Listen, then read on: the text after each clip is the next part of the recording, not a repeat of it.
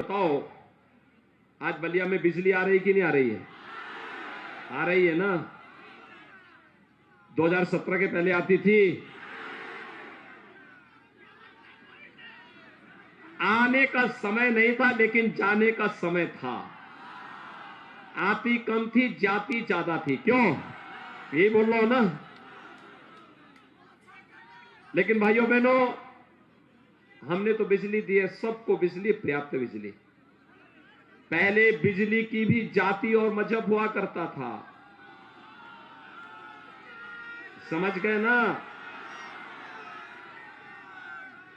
जाति और मजहब हुआ करता था बिजली का भी।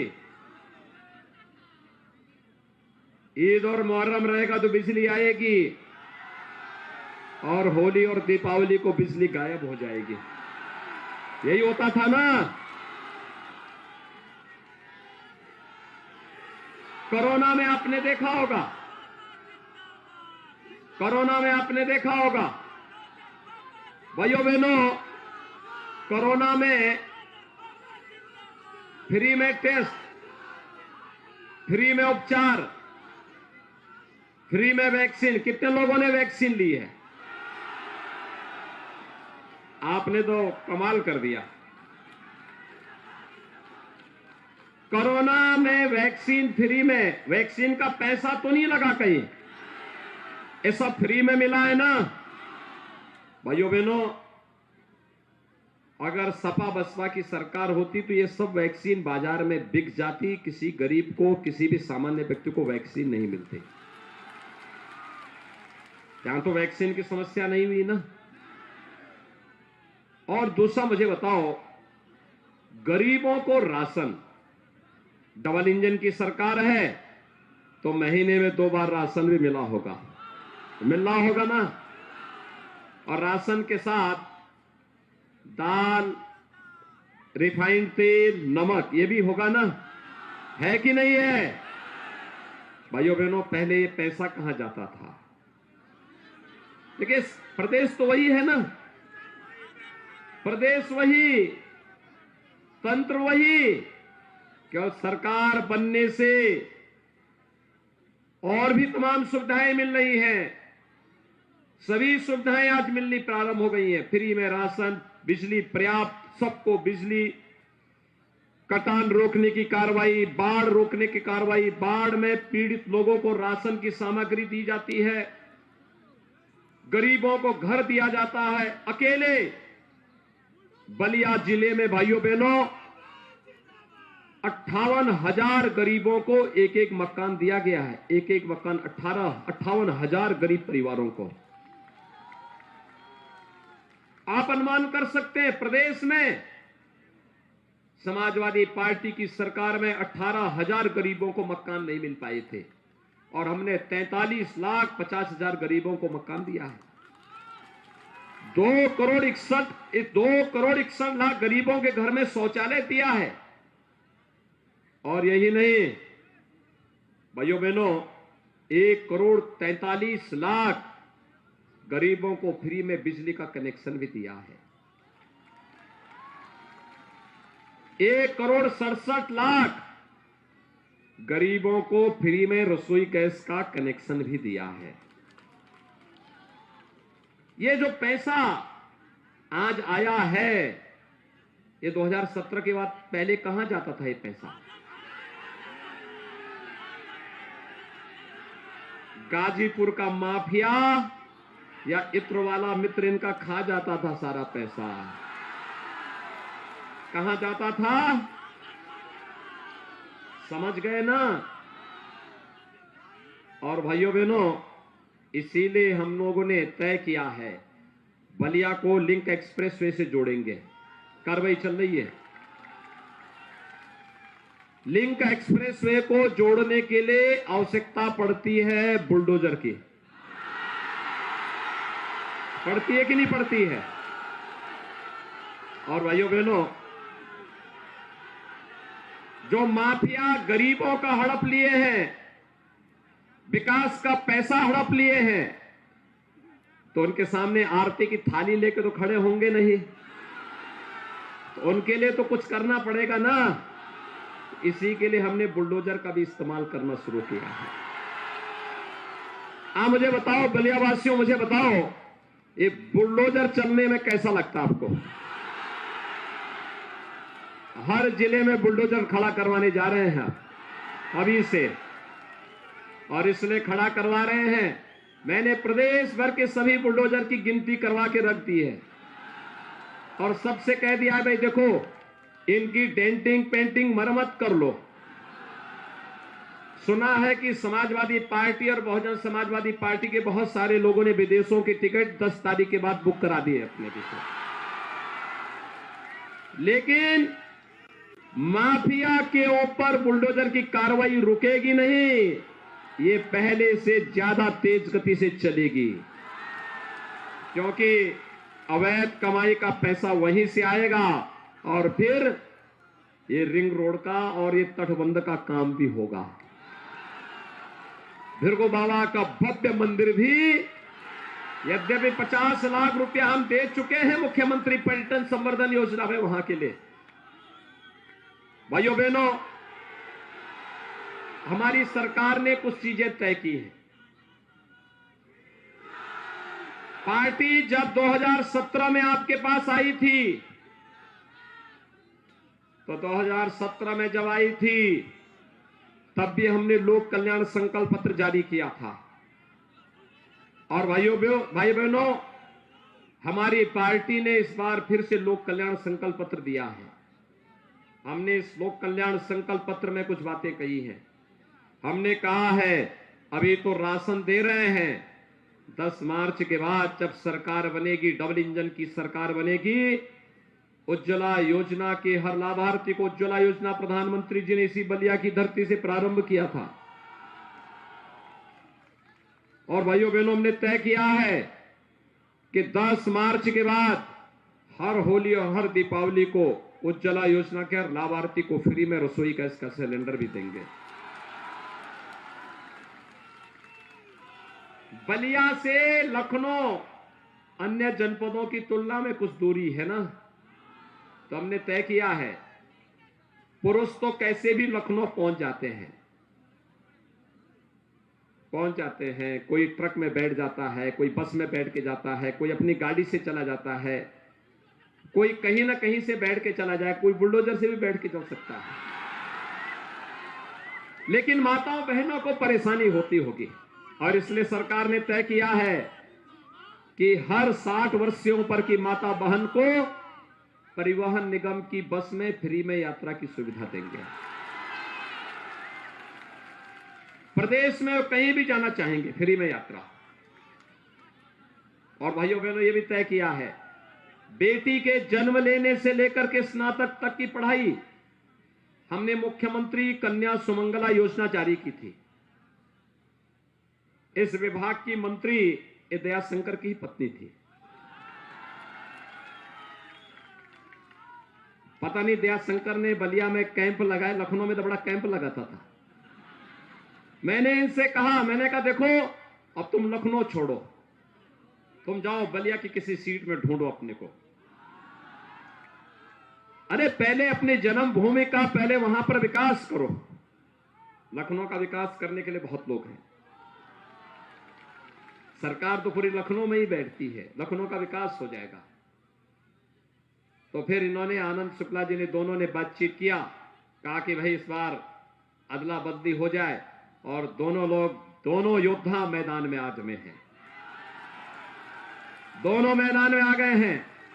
और भाइयों बहनों, ये कन्या सुमंगला योजना में हमने तय किया है 15,000 बेटियों को अब तक देते थे, इस राशि को 25,000 करेंगे। बेटी की शादी में अब तक मुख्यमंत्री सामूहिक विवाह योजना में 51,000 रुपए का कन्यादान हम लोग देते हैं। भाइयों बहनों, गरीब कन्या की शादी में अब 1 लाख रुपया कन्यादान का देंगे। वृद्धजनों को, विधवा महिलाओं को, और भाइयों बहनों जितने भी दिव्यांग जन हैं इन दिव्यांग जनों को अब तक हम लोग 12,000 रुपए सालाना पेंशन दे रहे हैं। सपा ने तो इस पेंशन को रोक दिया था। हमने ये पेंशन फिर से जारी की, 300 की राशि को 1,000 तक पहुंचाया है। और भाइयों बहनों, हमारा संकल्प है अगले 5 वर्ष के दौरान इसको 12,000 से बढ़ा करके अब सालाना 18,000 रुपया करेंगे। यानी बुजुर्गों की सेवा होनी चाहिए, विधवा महिलाओं को कुछ सहायता मिलनी चाहिए, दिव्यांग जनों को भी स्वावलंबन की और अग्रसर होने का अवसर मिलना चाहिए। ऐसे 1 करोड़ परिवारों को सुविधा दी जा रही है। और यही नहीं, एक भी तय किया है कि बलिया से लखनऊ और इलाहाबाद की दूरी कुछ दूरी पड़ जाती है। और ठीक है, दयाशंकर सिंह लुढ़कते भटकते लखनऊ पहुंच गए, छात्र संघ के अध्यक्ष भी हो गए। कहते हैं कि छात्र संघ का अध्यक्ष अपने पत्नी के बल पे हुए थे और इन्होंने अपनी पत्नी को विधायक बनवाया लखनऊ में फिर बदले में। लेकिन भाइयों बहनों, आज मैं आया हूं आपसे कहने के लिए, हमारा नौजवान, बलिया का नौजवान, प्रदेश का नौजवान, हमने तय किया है 5 साल में हमने 5 लाख युवाओं को नौकरी दी, सरकारी नौकरी। ये जो नौकरी पहले जिस पे सैफई खानदान अपना जन्म सिद्ध अधिकार समझता था, नौकरी निकलती थी, चाचा भतीजा वसूली में निकल पड़ते थे। हमने कहा नहीं, भर्ती में कोई बदमाशी करेगा तो उसकी जगह मुख्तार अंसारी की तरह जेल होगी। जेल में सड़ रहे हैं ना सब ये लोग। इससे पहले कोई कार्रवाई करता था क्या?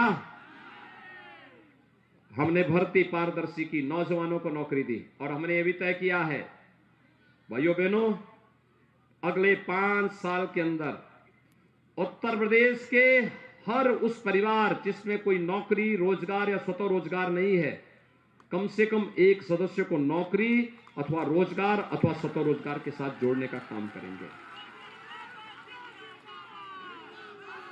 और यही नहीं भाइयों बहनों, ट्यूबवेल का कनेक्शन जिन किसानों ने लिया है, ऐसी व्यवस्था के लिए 5 साल के अंदर करेंगे कि उसे बिजली का बिल न देना पड़े, फ्री में बिजली मिले किसान को। इस प्रकार की व्यवस्था करने जा रहे हैं। और भाइयों बहनों, यही नहीं, 1 करोड़ नौजवान को, डिग्री कॉलेज में पढ़ने वाले हर छात्र छात्रा के लिए तो हमने एक व्यवस्था की कि बेटी मेधावी होगी, कॉलेज में पढ़ रही है तो उसको फ्री में स्कूटी देंगे। और भाइयों बहनों, यही नहीं, यह भी तय किया है 1 करोड़ नौजवान को वर्तमान में हम लोग टैबलेट और स्मार्टफोन दे रहे हैं। तो डिग्री कॉलेज में पढ़ रहा हो, स्नातक, प्रास्नातक, इंजीनियरिंग का, डिप्लोमा का, यहां तक कि ITI, nursing, pharmacy, medical, engineering, कुछ भी डिग्री ले रहा है, उन सबको टैबलेट स्मार्टफोन दे रहे हैं। समाजवादी पार्टी ने कंप्लेंट की है चुनाव आयोग से, कहा है कि साहब ये सब देने की आवश्यकता क्या है। मैंने कहा नहीं, इस पे तो केवल सिपाही खानदान का अधिकार है।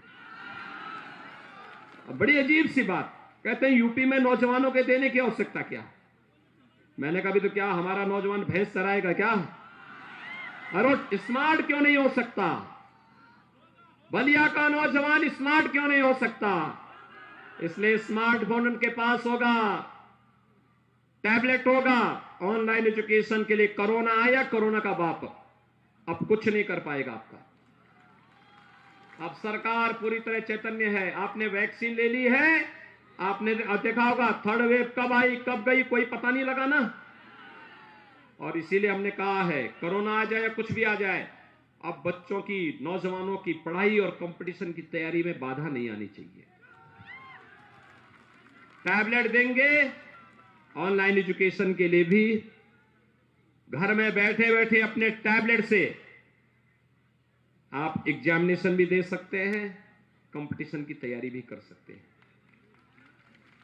2 करोड़ नौजवानों को हम लोग टैबलेट और स्मार्टफोन देंगे 10 मार्च के बाद, हमने तय किया है 2 करोड़ नौजवानों को।